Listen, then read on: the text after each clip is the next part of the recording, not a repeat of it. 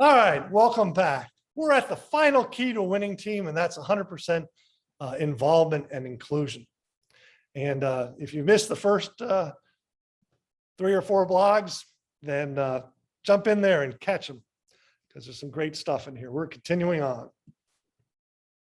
So Kaizen is Japanese for continuous and never-ending improvement. Actually, it means change is good, but change is good. And so businesses back in the 2000s and probably even today, were doing what they called Kaizen events. And as a consultant, I was heavily involved in a number of these. Kaizen events were usually week-long, discrete events that fixed a workplace. 5S was a common Kaizen event. Bit of an oxymoron to do discrete events that fix things one time and don't set up continuous improvement and call them Kaizen events. What was unique about Chad and his vision and his team and their vision was that they got Kaizen. They got the concept of constant and never-ending improvement, and they set about it in some really brilliant ways. You see, this idea of plan, do, check, act set in motion a process that was awesome to behold, all right? And so you take any of those critical chain tasks, and each one of them was analyzed. So we had a work plan, and that work plan consisted of a work order that specified content and sequence and timing and outcome. And sometimes they missed the mark. In fact, and sometimes they missed the mark in a huge way. In fact, 2 of the tasks on the initial critical chain were way off mark. One of them resulted in a 2-day delay in the project, and one of them resulted in a half-day delay in the project. So major, major misses. So what do you do with that? Well, you check what happened. Why did we do that miss? And you look back and you look at what went on that led to that miss. What happened in the pre-shutdown planning inspections? And so coming out of this outage, as they started looking at the specific tasks, all of a sudden, issues in work identification and work planning were surfaced.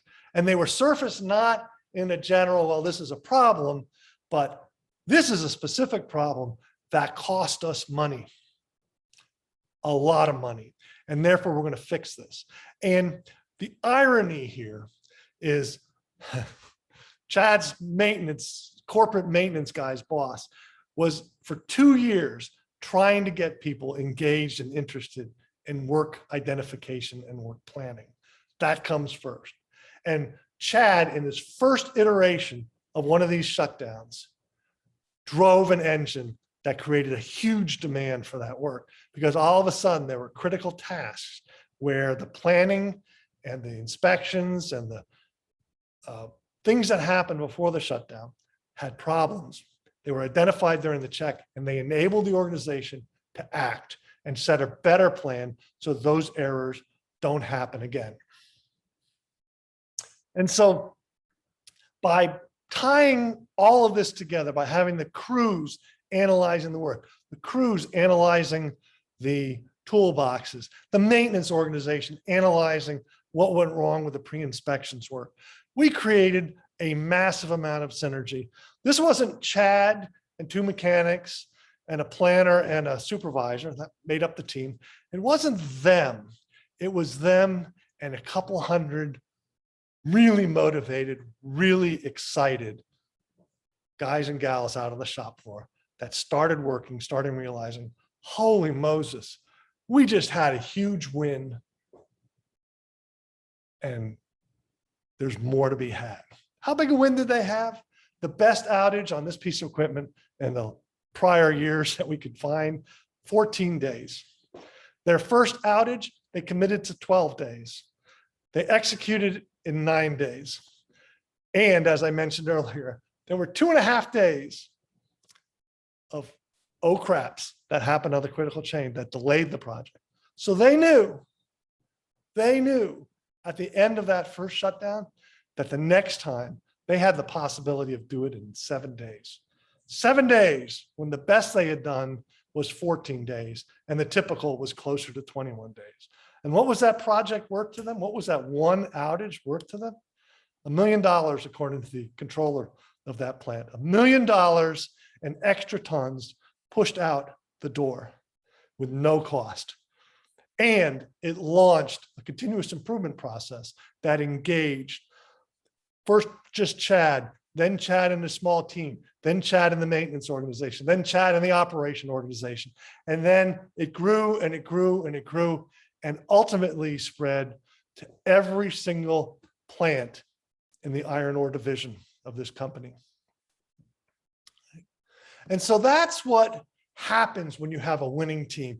When you have strong leadership and a common goal, you can energize your workforce and engage them in meaningful work. It's necessary to have rules of the game and understand what's okay and what's not okay, and put that together a detailed action plan. And most importantly, engage, involve, and support risk-taking. People will rise to the occasion because remember one of the core rules, everybody is worthy and there's always a win-win situation. So get out, get yourself leading your organization. Start with getting an inspiring vision that you can role engage your workforce. And I guarantee you, you will have a winning team. This winning team set a culture that ultimately removed $100 million in costs from this business, from the division of this business. Zero capital spent, 100% of it out of the minds of the individuals from the shop floor all the way to the top floor.